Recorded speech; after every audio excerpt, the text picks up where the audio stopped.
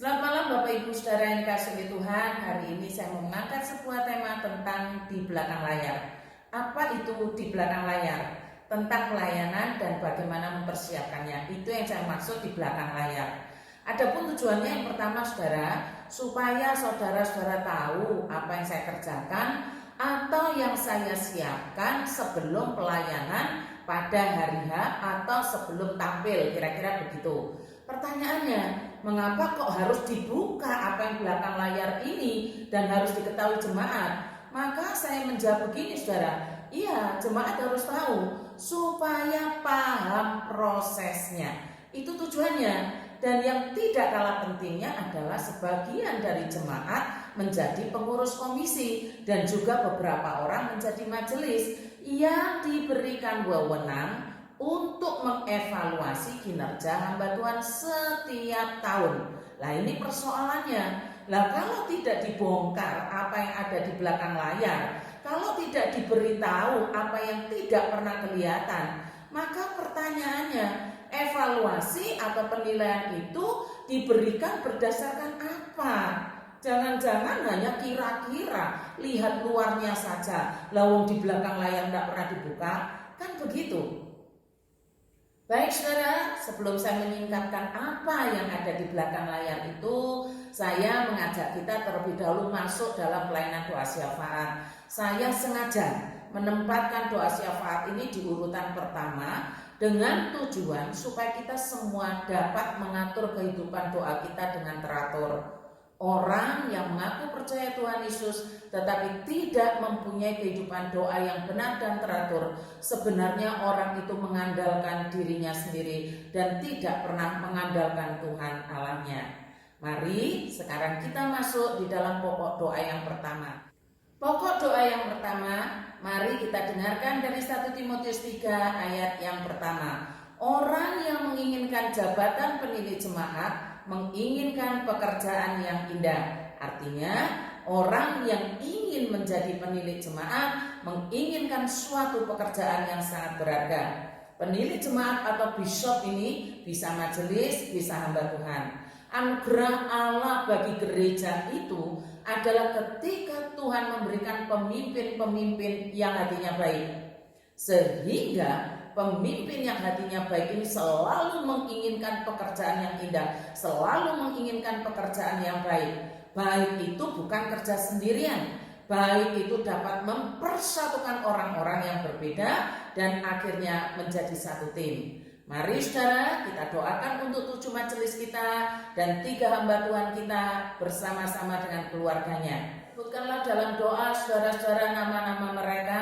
Yang paling penting adalah doakan agar para pemimpin-pemimpin kita itu punya hati yang baik. Orang yang nurut firman Tuhan pasti hatinya baik.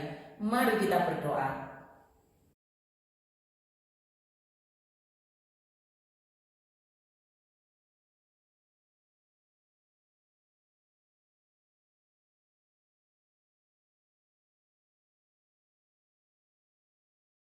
Pokok doa yang kedua saudara, firman Tuhan berkata, dan aku pun berkata kepadamu, engkau adalah Petrus, dan di atas batu karang ini aku akan mendirikan jemaatku, dan alam maut tidak akan menguasainya.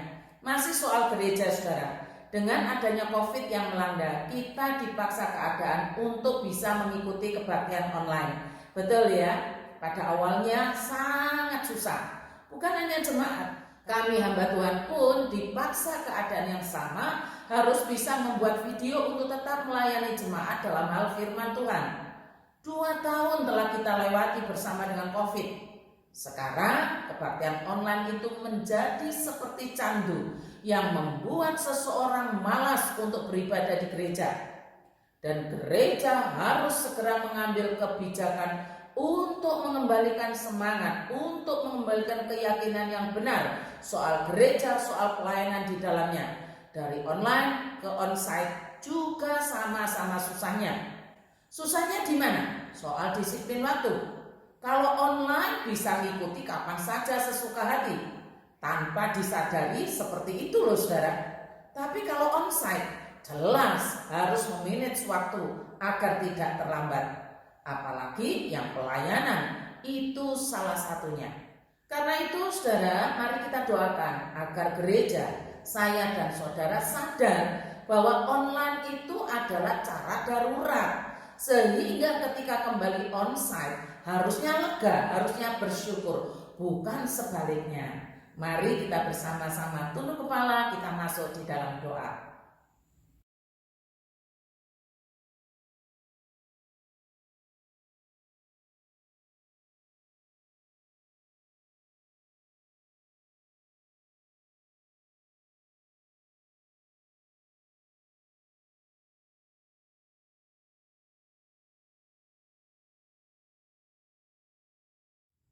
Pokok doa yang ketiga, tanpa kita sadari saudara, kita mudah sekali mencari khotbah-khotbah lewat channel-channel YouTube yang ada, yang kita perlukan, yang kita senangi. Gampang sekali sekarang ini mencari, sangat-sangat mudah. Yang penting kita punya HP Android, di dalamnya ada. Saya juga sering mencari, mendengar khotbah-khotbah yang pendetanya di dalam penggalian itu sangat detail, sangat dalam. Saya sangat suka. Pertanyaannya untuk saudara jemaat, apa yang saudara dengar itu khotbah firman atau sebenarnya bukan? Nah, ini perlu kita tanya. Atau cuma sekedar cerita-cerita yang lucu, pengalaman-pengalaman yang dipaksakan untuk masuk firman. Apa seperti itu? Sebenarnya saudara, kalau yang saudara dengar itu benar-benar firman, maka saudara akan berbuah seperti yang dikatakan firman ini. Yang ditaburkan di tanah yang baik ialah orang yang mendengar firman itu dan mengerti, dan karena itu ia berbuah. Firman yang ditabur pasti membuat berbuah. Ada yang 100 kali lipat, ada yang 60 kali lipat, ada yang 30 kali lipat. Tapi kalau yang saudara dengar bukan firman, maka tidak mungkin saudara akan menghasilkan buah. Karena itu mari kita berdoa agar jemaat, saya dan saudara mau belajar bagaimana seharusnya mendengar firman Tuhan, bagaimana seharusnya menangkap firman Tuhan itu supaya saya dan saudara menghasilkan buah. Mari kita berdoa.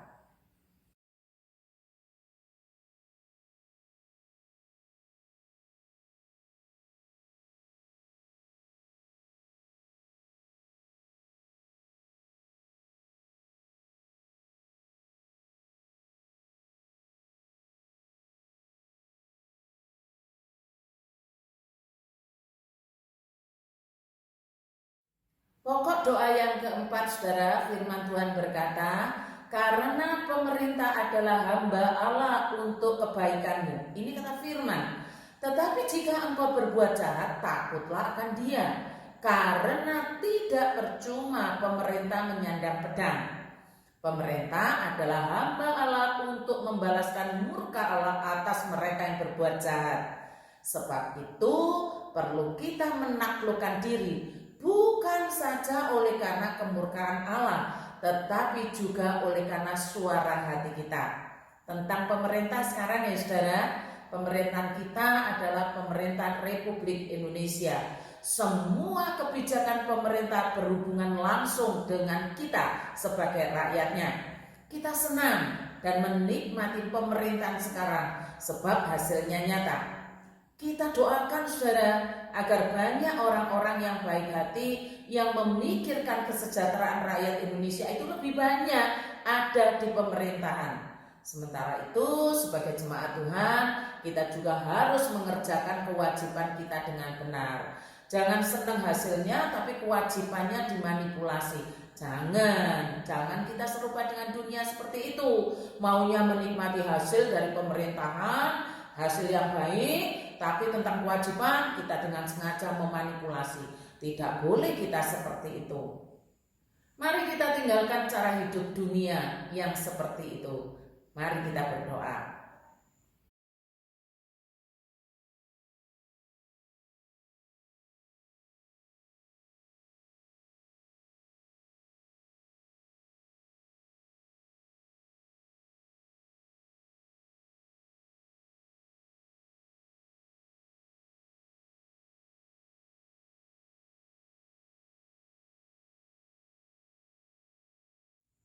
Pokok doa yang kelima, saudara, firman Tuhan berkata, dan raja itu akan menjawab mereka, aku berkata kepadamu, sesungguhnya segala sesuatu yang kamu lakukan untuk salah seorang dari saudaraku yang paling hina ini, kamu telah melakukannya untuk aku.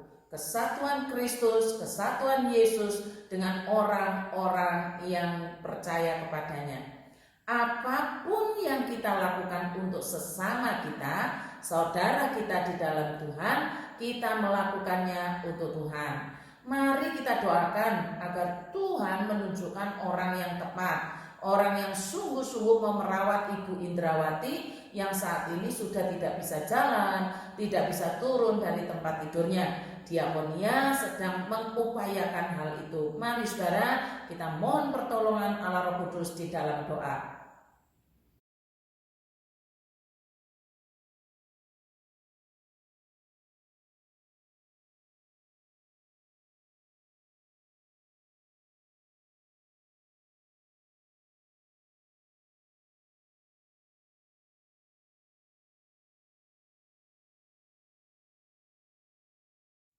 Pokok doa yang keenam, saudara, mari kita saling mendoakan.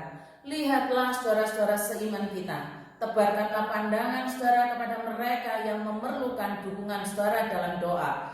Doakan tanpa menghakimi, sebab satu-satunya hakim adalah Kristus sendiri. Mari kita saling mendoakan, kirimlah japri kepada mereka yang saudara doakan. Mari bersama-sama kita berdoa.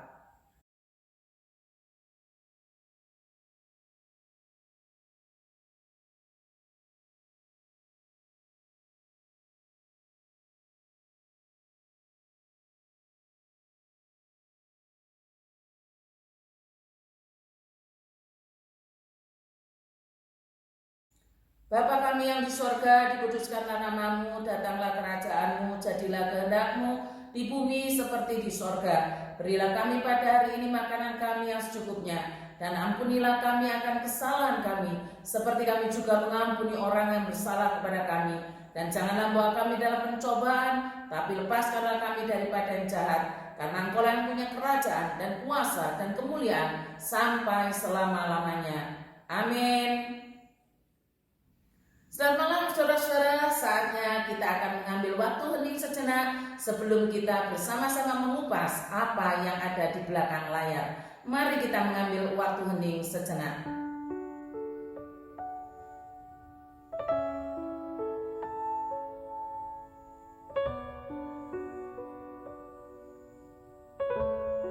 Persekutuan kita pada malam hari ini kita mulai di dalam nama Allah Bapa, Allah Putra dan Allah Kudus. Amin.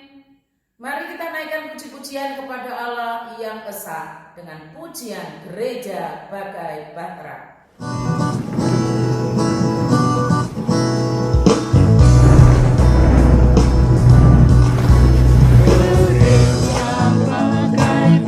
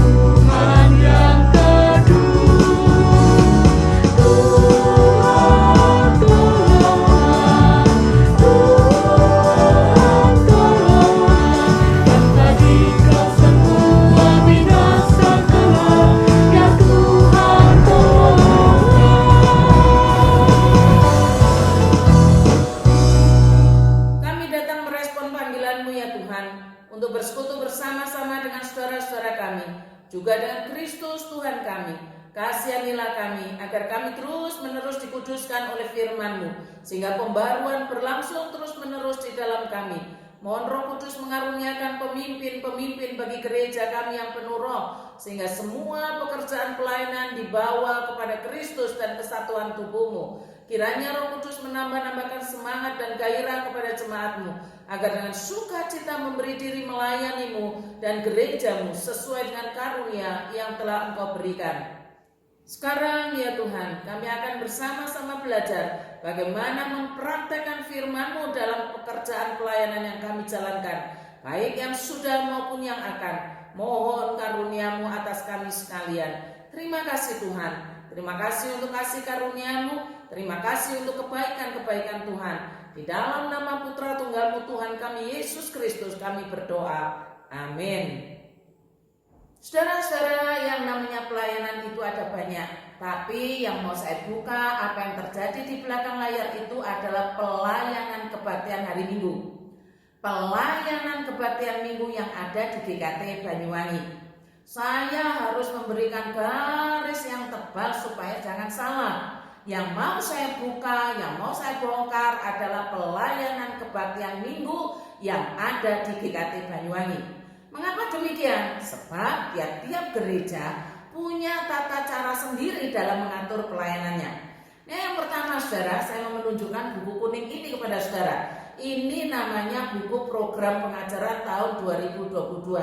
Setiap tahun saya menyusun program pengajaran ini. Memang di dalamnya bukan hanya berisi program pengajaran saja.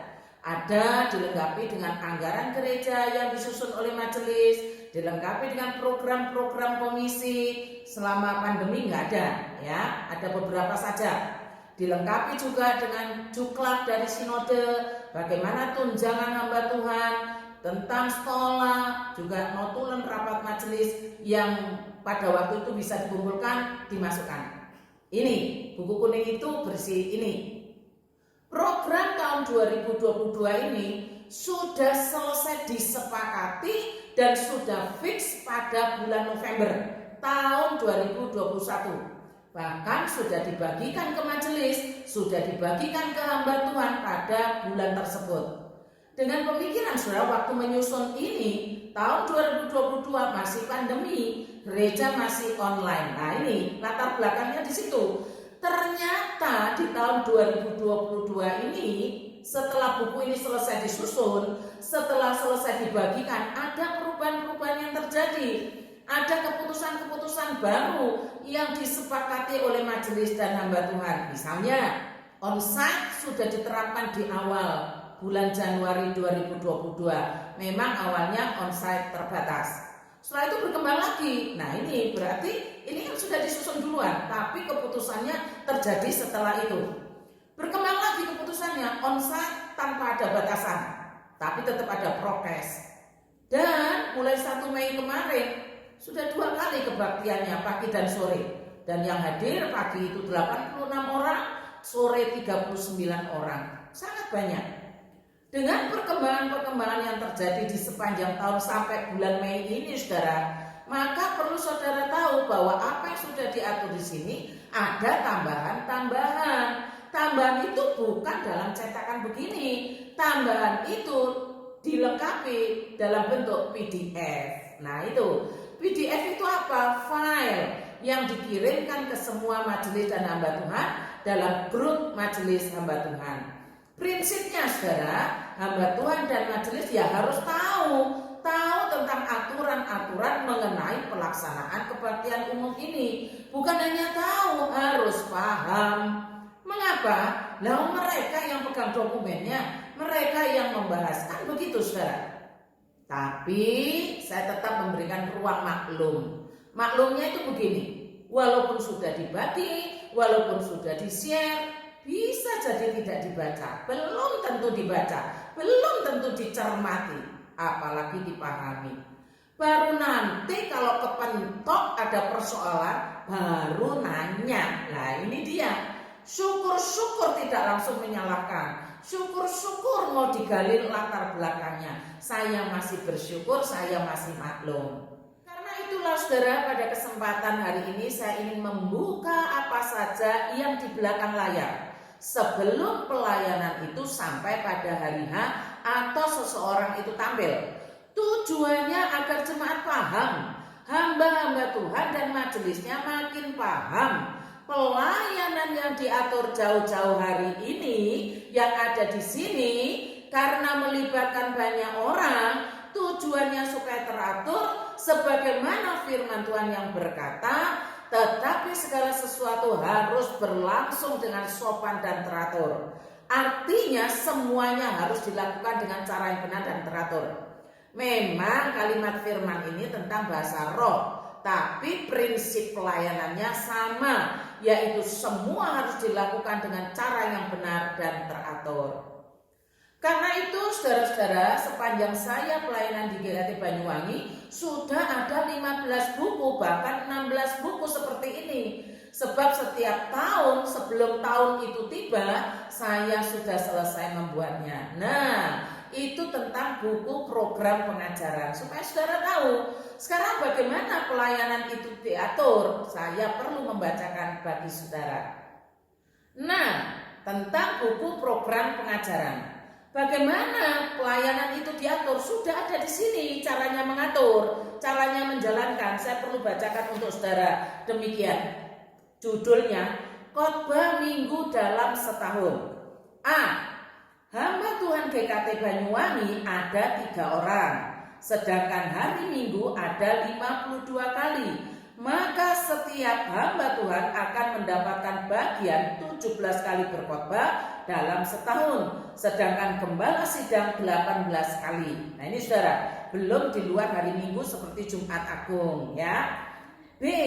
Setiap pengkhotbah, nah ini perlu kita tahu, setiap pengkhotbah menentukan tema, panggilan ibadah, berita anugerah, petunjuk hidup baru, dan yang terkait dengan liturgi.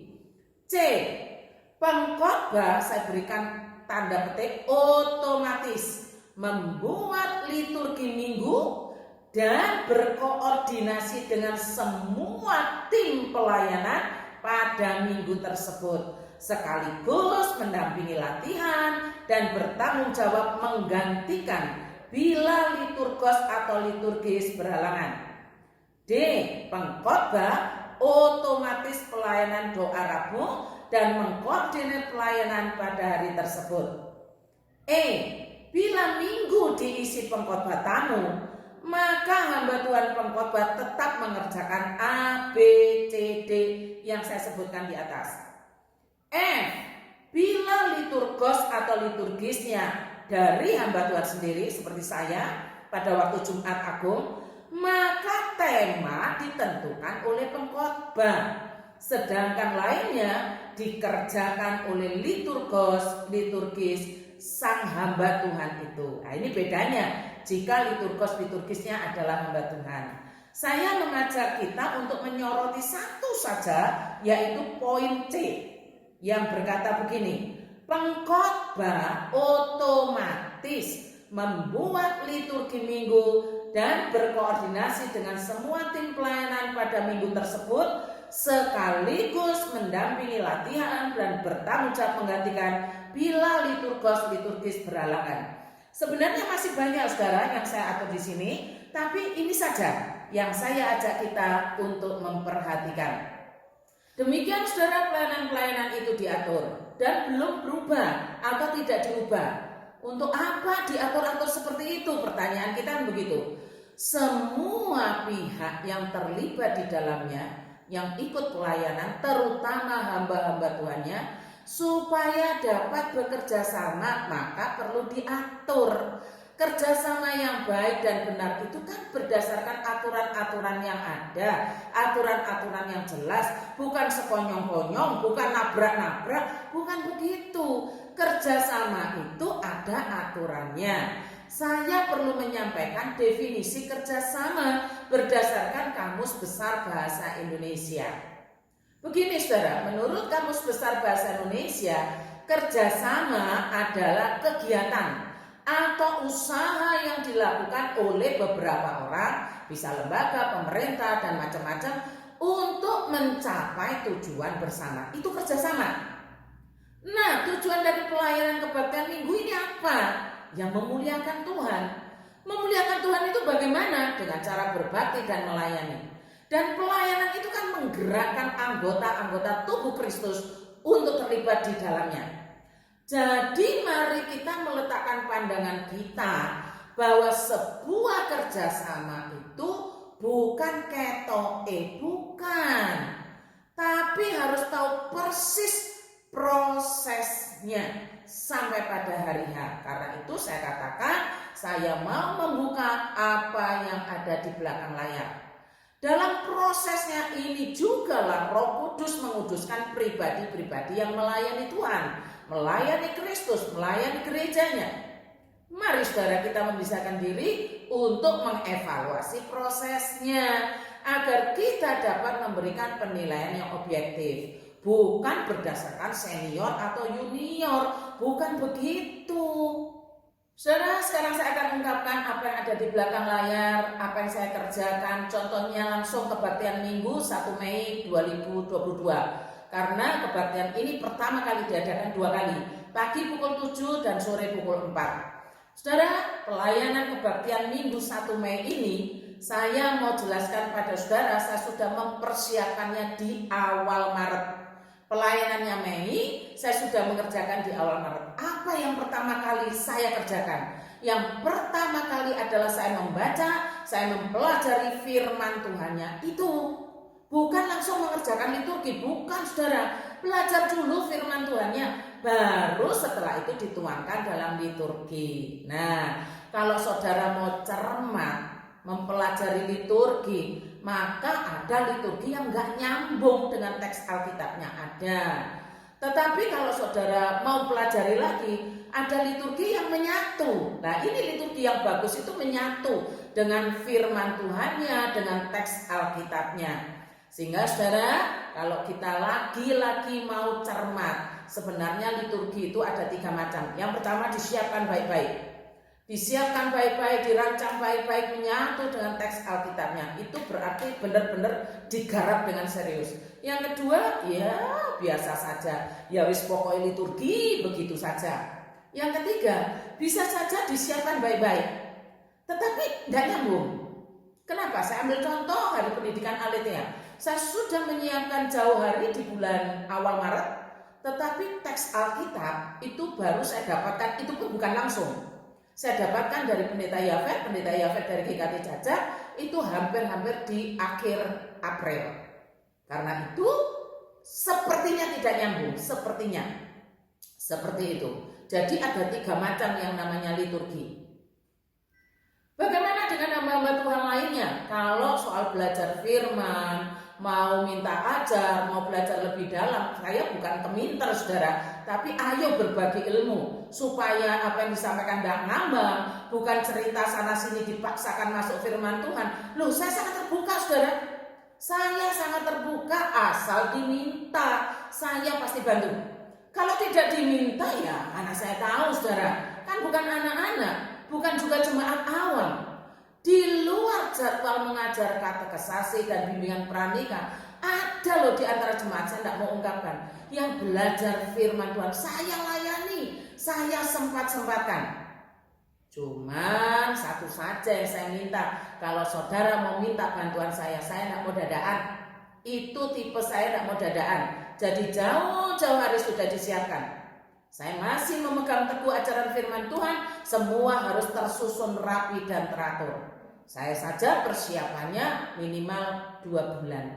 Saudara, demikian juga jemaat yang saya hubungi. Semoga kita memahami dan tidak dijadikan celah untuk mencari-cari kesalahan. Tidak mau ngajari, tidak mau berbagi ilmu. Oh tidak, saya cuma tidak mau dadaan. Kalau diminta, saya siap.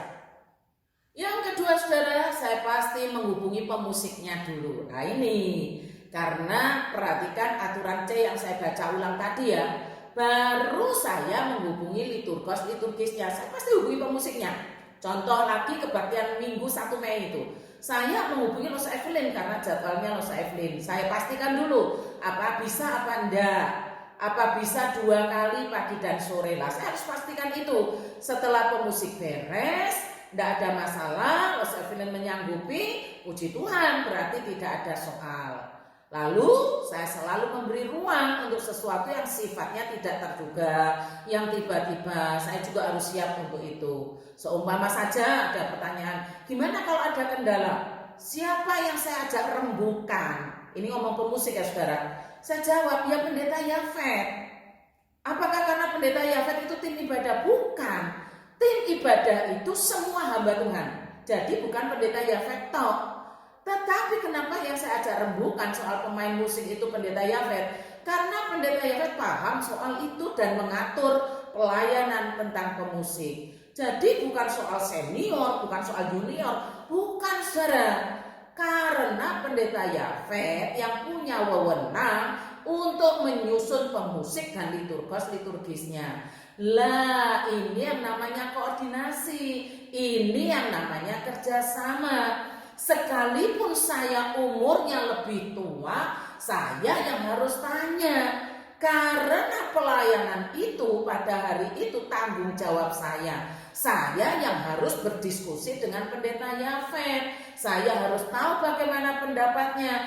Itu yang nantinya akan saya jadikan pertimbangan. Bukan main lempar begitu, bukan saudara.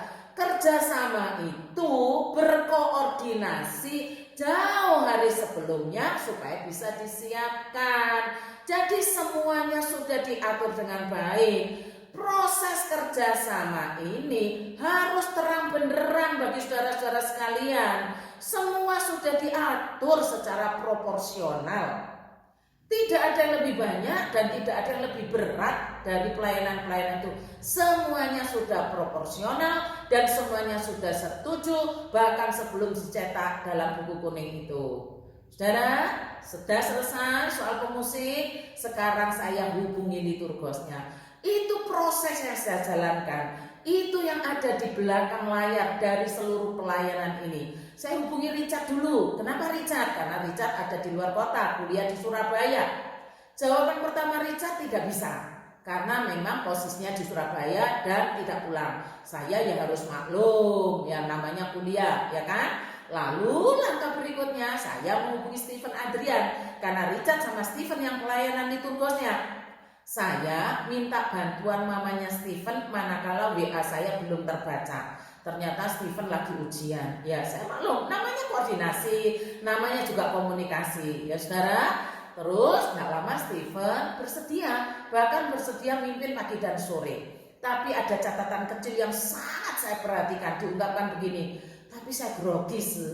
Wah ini catatan kecil, gak boleh saya abaikan. Walah gitu aja kok grogi. Enggak. Ini menjadi catatan yang terus saya pegang selama proses pelayanan itu. Catatan kecil ini saya perhatikan baik-baik.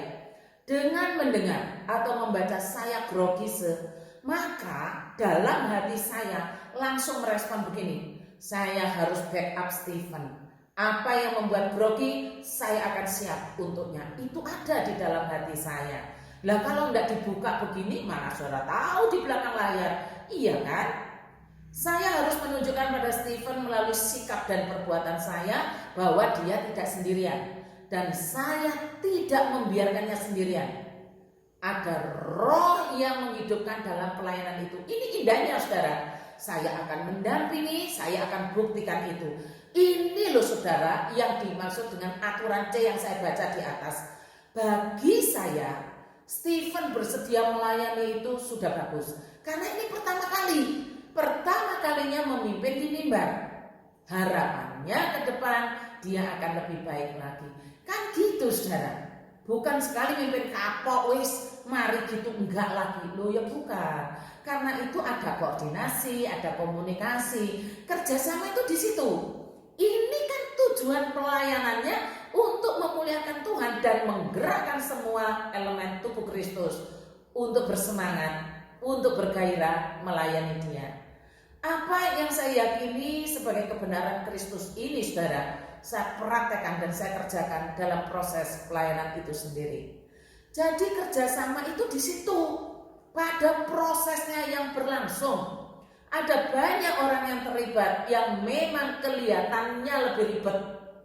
Tapi kan ini perintahnya Kristus agar tubuhnya menjadi satu. satu dalam pelayanan bersama. Lah kalau keyakinan itu tidak jelas, keyakinan itu ngambang, ya pasti ngambil simpelnya saja. Yang penting nggak ribet, nggak banyak latihan, nggak banyak komunikasi. Ujung-ujungnya ketika semua mata melihat, loh kok gini, lalu jurus senior dan junior keluar. Ya apa alkitabiah cara seperti itu, kan begitu. Ayolah saudara, kembali pada keyakinan iman yang sama. Roh Kudus memimpin seseorang itu mulai prosesnya, bukan hanya pada hari-harinya saja.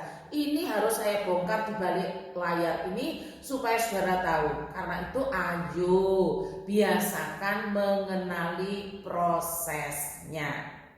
Setelah pelayanan-pelayanan yang terlibat dalam pelayanan kelompok pertama, kelompok itu sudah fix, maka saya minta Stephen untuk memilih lagu baru, memilih lagu saudara. Setelah semuanya fix ya, dengan memberikan kisi-kisi pengajarannya. Beberapa hari kemudian Stephen menyerahkan 5 lagu, yaitu Besar Setiamu, Karya Terbesar, Bahasa Kasih, Firman Jadi Manusia, dan semua persembahan ini. Lagu-lagu yang diserahkan pada saya ini tidak langsung masuk dalam liturgi, enggak saudara. Saya pelajari dulu, nyambung enggak dengan firman Tuhannya. Nah begitu saudara, seumpama enggak nyambung, saya akan minta Stephen untuk milih lagi. Komunikasi kan seperti itu, bukan cuma satu langsung jadi, bukan. Memang harus berkomunikasi. Pelayanan itu memang kan dengan banyak berkomunikasi. Tujuannya kan bukan hanya memimpin hari itu saja, tapi mempersiapkan kepemimpinan gereja di masa yang akan datang. Jangan dibayangkan seperti robot saudara. Selesai pelayanan, ya sudah, jablas. Bukan begitu. Pemimpin harus melahirkan pemimpin. Gereja itu seperti itu. Pada kesempatan ini saudara, lagu-lagu yang dipilih Stephen sudah saya anggap sesuai dengan kisi-kisi pengajaran yang saya berikan. Jadi, saya melanjutkan dengan membuatkan liturgi. Saya merasa penting untuk mengungkapkan apa yang ada di belakang layar ini, sebuah pelayanan ini, agar siapapun yang mendengar dapat mempunyai persepsi yang benar, persepsi yang sama, sekaligus sebagai alat untuk mengajar bagi sesama hamba Tuhan yang ada. Gini loh prosesnya di belakang layar yang seharusnya kita kerjakan, yang seharusnya juga diketahui oleh majelis. Yang biasanya saya ungkapkan itu selesai kebaktian dalam bentuk evaluasi singkat supaya tahu prosesnya. Begitu. Sekarang liturgi sudah selesai saya buat pertengahan Maret. Lalu saya kirimkan ke Stephen untuk dibantu memeriksa. Jadi saya libatkan liturgis ini untuk memeriksa kembali. Dan saya selalu lakukan seperti itu. Sebab saya menyadari saudara bahwa manusia tidak ada yang luput dari khilaf. Maka ada cara yang ditempuh. Saya melibatkan liturgisnya untuk mengkoreksi. Kadang ada koreksinya, kadang ada salah ketik, ada yang kurang bait lagu. Ya tidak apa-apa, namanya kerjasama. Kerjasama itu kan yang paling penting dan paling panjang itu kan pada prosesnya. Sekarang liturgi selesai, tidak ada koreksi dari Stephen. Akhirnya 31 Maret saya sudah mengirimkan PDF-nya ke Stephen dan ke Lose Evelyn. Dalam liturgi itu saya berikan catatan-catatan. Untuk apa? Untuk saling mengingatkan.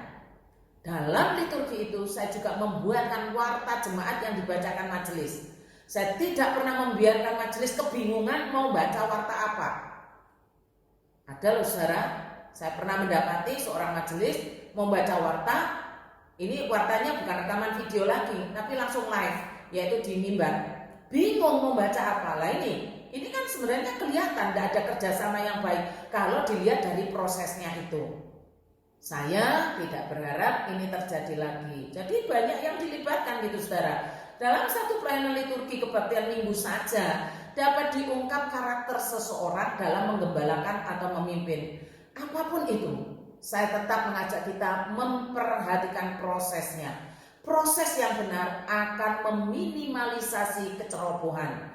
Proses yang benar berarti menunjukkan dirinya dapat bekerja sama. Jangan dibalik-balik saudara. Kalau si A mimpin bagus, kalau si A mimpinnya bagus, kalau si B kok gini ya, lalu disimpulkan, oh gak iso kerja sama loh. Itu kan kesimpulannya menghakimi. Jangan dilakukan lagi ya saudara. Telisiklah prosesnya, selidiki prosesnya. Apakah sudah dijalani dengan benar atau tidak? Apa yang ada di belakang layar itu menentukan banyak hal. Tahukah saudara mengapa UNAS di Indonesia, ujian nasional dihapus, ditiadakan? Tahukah saudara? Sebab hasil belajar 3 tahun, anggap aja di SMP atau SMA, hasil belajar 3 tahun hanya dinilai 3 hari. 3 hari ini pun bukan 3 hari kali 24 jam, bukan. Mungkin hanya 1 jam atau 2 jam. Hasil belajar 3 tahun ditentukan oleh UNAS yang cuma 3 hari. Dalam pertemuan sehari ini mungkin paling lama 2 jam. Mengapa dihapus, saudara? Tidak manusiawi. Proses yang 3 tahun hilang. Nah saudara, jika UNAS saja sudah dihapus, mengapa roh UNAS masuk gereja? Proses dihilangkan, hanya dilihat pada waktu tampil 1 jam. Mari saudara, ayo perhatikan prosesnya. Pelayanan itu kan tim tubuh Kristus. Kerjasama gereja yang sehat itu siap untuk berproses yang benar. Gereja memang menghadapi banyak hal. Bisa badai di luar, bisa gejolak di dalam. Tetapi saya mengajak kita menjadi gereja yang sehat. Perhatikan prosesnya. Proses yang benar meminimalisasi kecerobohan dan kebodohan. Saudara-saudara, pertengahan April Stephen memberitahu kalau tidak bisa mimpin sore sebab akan bepergian dengan keluarganya keluar kota setelah kebaktian pagi. Saya menjawab, oke, saya pahami. Nah, cara kerja dengan sesama hamba Tuhan itu begini saudara. Saya langsung berkoordinasi dengan pendeta Yafet, bukan soal senior junior, bukan. Karena saya bertanggung jawab pada hari itu, saya langsung berkoordinasi. Saya sampaikan bahwa Stephen tidak bisa mimpin sorenya. Sementara Richard posisi di Surabaya. Ini loh yang namanya proses. Saya yang menghubungi pendeta Yafet, saya yang aktif menghubungi pendeta Yafet. Nggak boleh saya berpikir begini, wes tak batin ae, biar no pendeta Yafet ngerti-ngerti dewe. Nggak boleh begitu. Kerjasama itu karena koordinasi dan komunikasi.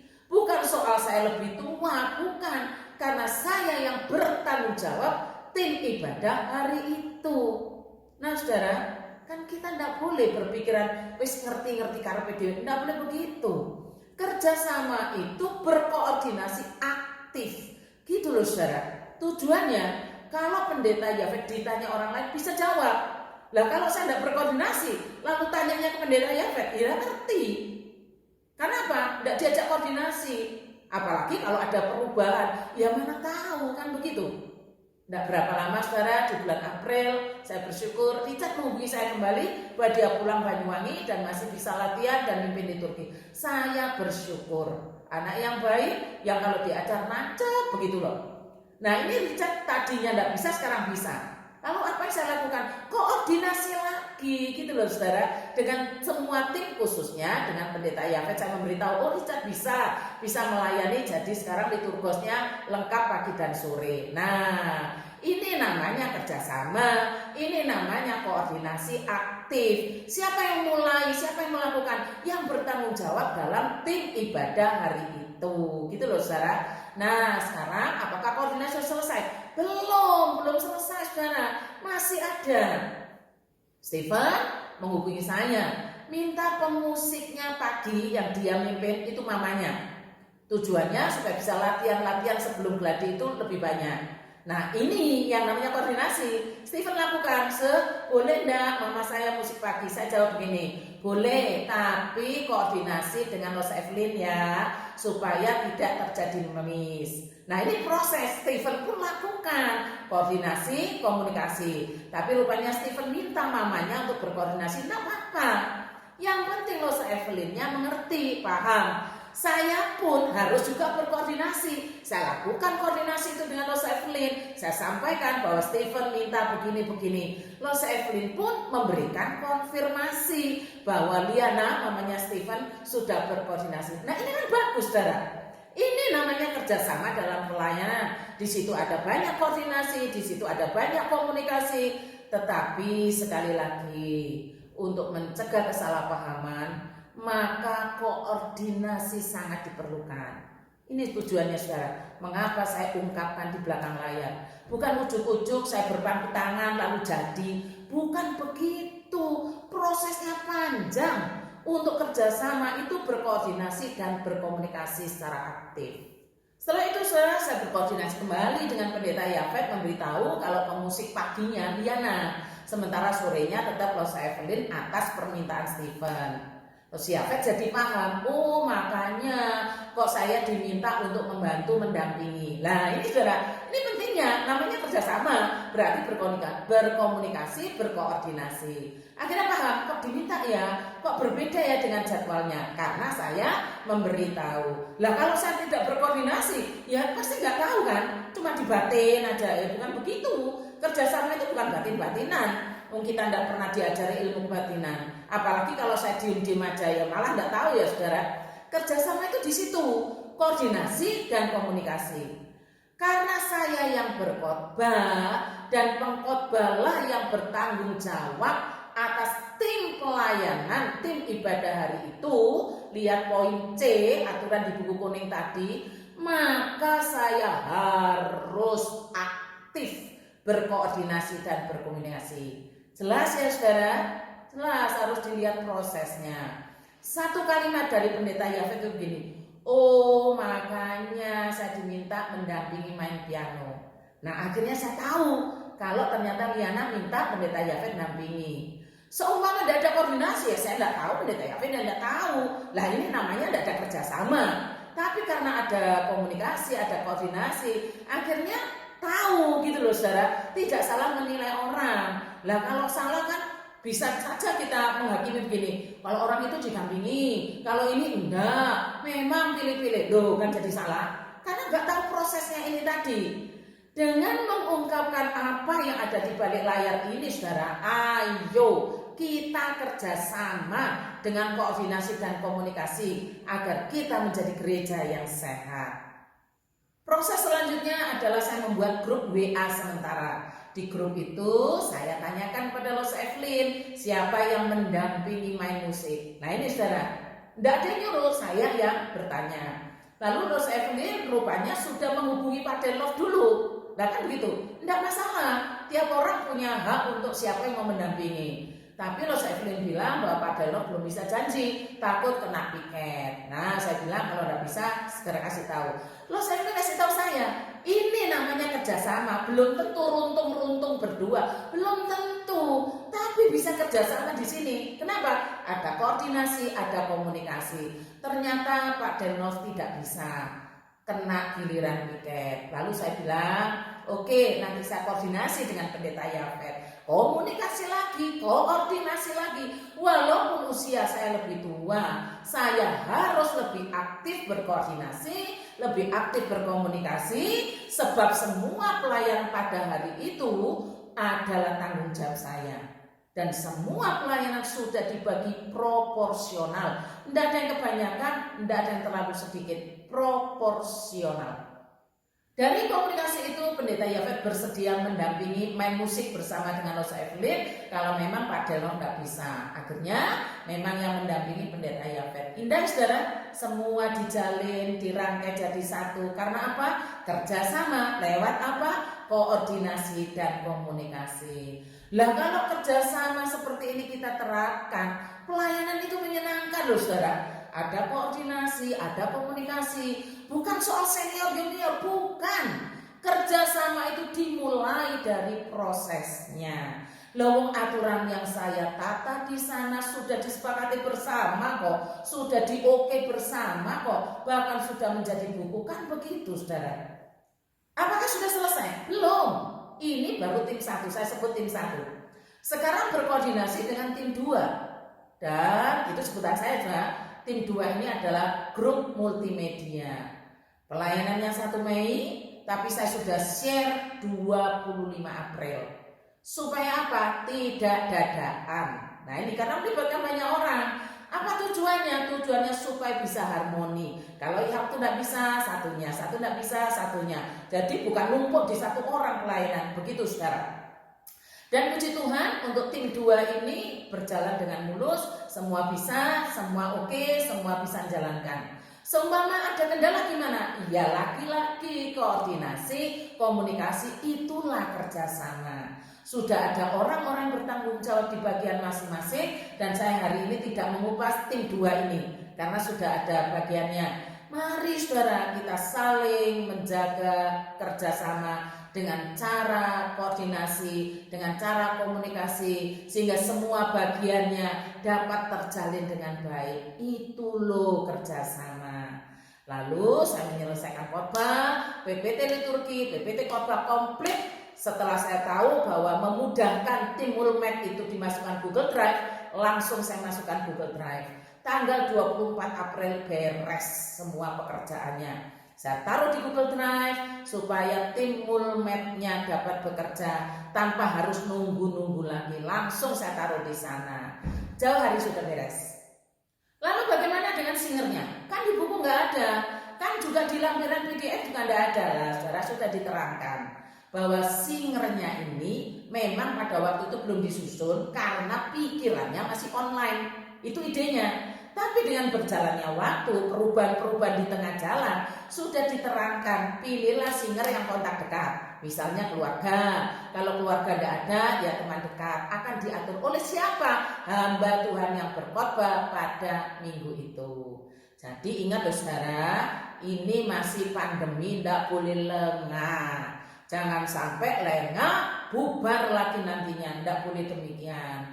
Karena itu saudara, ketika Stephen sebagai liturgos, papanya, adiknya sebagai singer.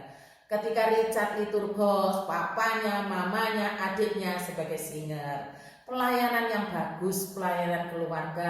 Dan puji Tuhan, tidak ada yang rewel, tidak ada yang ngeyel, tidak ada. Puji Tuhan saudara, Tuhan buat semuanya indah. Karena dirangkai dengan indah itu tadi. Kalau kerjasama yaitu koordinasi dan komunikasi dilakukan dengan benar saudara, dengan hati yang mengarah pada kemuliaan Kristus, indah sekali, menyenangkan. Yang biasanya susah untuk melayani jadi mau. Nah ini kan sukacitanya bukan sementara. Sukacita surgawi itu pekerjaan Roh Kudus saudara. Tuhan pakai kita untuk bekerja sama dengan Dia, Roh Kudus, melalui koordinasi dan komunikasi. Cara seperti ini sama dengan menggembalakan. Hamba Tuhan bukan hanya mimpin, duduk, berdiri, bukan. Disitulah penggembalaan. Kan nyambung dengan perintah Tuhan tentang pengabdian diri yang berkata begini. Gembalakanlah kawanan domba Allah yang ada padamu. Jangan dengan paksa tetapi dengan sukarela sesuai dengan kehendak Allah. Dan jangan karena mau mencari keuntungan tetapi dengan pengabdian diri. Belum disalib saja kok ya rasane susah banget gitu ya untuk kerjasama. Padahal kerjasama itu terletak pada koordinasi dan komunikasi. Orang yang rendah hati adalah orang yang mau bekerja sama dengan berkoordinasi dan komunikasi. Sudah selesai? Belum. Sekarang prakteknya. Prakteknya macam-macam. Ada gladi, ada pada hari H. Coba saudara perhatikan baik-baik. Kalau saya bertanggung jawab atas tim pelayanan hari itu, saya tidak pernah meninggalkan tim. Saya akan terus mendampingi, saya akan bersama-sama dengan tim itu. Juga pada saat akan tampil mimpin, sebelumnya kan pasti ada latihan setengah jam sebelum kebaktian, sebelum ibadah dimulai. Saya pasti ada bersama dengan tim. Saya tidak meninggalkan tim. Misalnya saya tinggalkan untuk terima tamu, enggak. Karena saya bertanggung jawab untuk itu. Untuk terima tamu ada hari lain. Nah saudara, hari itu saya bertanggung jawab atas tim ini. Saya harus mensupport sepenuh hati. Saya harus ada dan kehadiran saya harus terasa bagi tim. Khususnya bagi liturgos yang baru belajar. Dan saat kebaktian mulai nyanyi, saya harus mengeluarkan suara yang bisa didengar oleh liturgos. Semangat saya, nyanyian saya walaupun bukan bagus-bagus amat tidak, tapi saya mau membagikan, menularkan semangat saya, keberadaan saya untuk liturgos itu. Kenapa? Saya harus membuat liturgos yang melayani tidak sendirian, enggak dicol-col karena begitu. Enggak. Saya tetap akan nyanyi dengan semangat supaya liturgos pun terdorong untuk semangat. Saya tidak mau nyanyi asal-asalan atau umi-umi asal-asalan bentuk support saya. Apalagi di awal saya sudah mendengar Stephen mengatakan saya agak grogi, saya makin mensupport, saya makin mendampingi, dan saya tidak mengatakan apa-apa, tapi saya hadir ada di situ dengan tim pada waktu itu. Itu loh saudara, kerjasama. Ada komunikasi, ada relasi, ada juga koordinasi. Itu proses yang saya terapkan dengan aturan-aturan yang sudah disepakati bersama. Saya ingatkan kembali di C buku kuning tadi. Ada hal-hal yang bisa saja terjadi di luar kendali saya. Misalnya listrik padam. Saya tidak boleh membiarkan itu bos kebingungan sendiri. Tidak boleh demikian. Saya pasti akan berkoordinasi, saya pasti akan berkomunikasi untuk mencapai kesepakatan. Saudara-saudara, kalau mau dibuka apa saja yang ada di belakang layar itu sebenarnya masih banyak. Tapi menurut saya, apa yang saya sampaikan ini sudah cukup. Sudah cukup untuk membuka pengertian kita apa sih yang namanya kerjasama. Kerjasama itu adalah komunikasi, koordinasi, dan di dalamnya kita mensupport supaya tim ini dapat terangkai dengan baik. Lah, ini kerjasama yang indah saudara. Diperlukan kerendahan hati untuk berkoordinasi dan berkomunikasi. Rahasianya di situ. Kerjasama itu ada pada prosesnya, bukan pada hasil akhir seperti UNAS. Bukan. UNAS sudah dihapus dari bumi Indonesia. Roh UNAS jangan dibiarkan hidup di gereja. Karena Roh Kudus memimpin kita, gerejanya melalui proses. Mari kita bekerja sama dalam proses itu. Tuhan memberkati. Terima kasih Tuhan, inilah proses pelayanan yang terjadi di belakang layar, yang kalau tidak diungkapkan sampai kapanpun akan menjadi misteri, dan kesalahpahaman akan terus terjadi. Mohon Roh Kudus membuat kami rendah hati untuk dapat bekerja sama, berkoordinasi, berkomunikasi. Terima kasih Tuhan, di dalam nama Tuhan Yesus kami berdoa. Amin.